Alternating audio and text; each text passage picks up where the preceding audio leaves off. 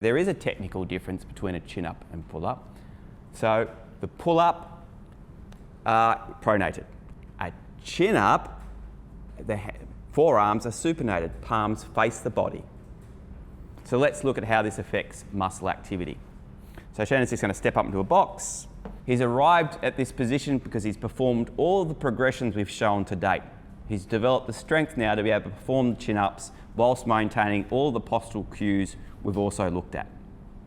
So the initiation of the movement must start by setting the scapula, make sure there's a firm grip on the bar so we can radiate muscle contraction up through the upper limb and into the trunk. And then he arrives at the end point where the chin is beached over the bar. Now the difference in a pull-up versus a chin-up is when we've got our pronated grip, pull-up, we're utilising more of the lats and importantly more lower traps.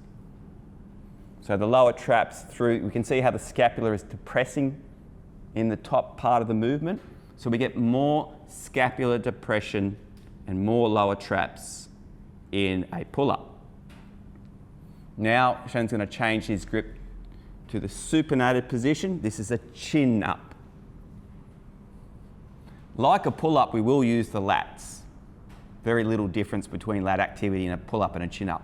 However, with the chin-up, again, we start with the scapular setting position and then we're pulling our chest towards, or our sternum towards the bar. We get much greater activity in the bicep because we're in the same position. The supinated position is where we perform our bicep curls.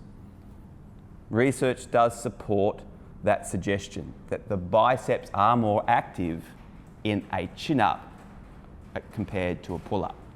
So that's the difference. If I want to utilise and encourage more bicep strengthening activity, chin-up, not a pull-up. If I want to emphasise upper back, we go back to the pronated position. Pronated position, we're now performing a pull-up. We get and encourage more scapular depression and more lower trap activity. The third and final variation is the neutral grip. Now the neutral grip does affect muscle activity. In a neutral grip pull-up, again, the starting position doesn't change for the hand variations. We still encourage setting of the scapula. As we pull the chin up to the bar, we actually get more rear delt or posterior deltoid activity in the neutral grip.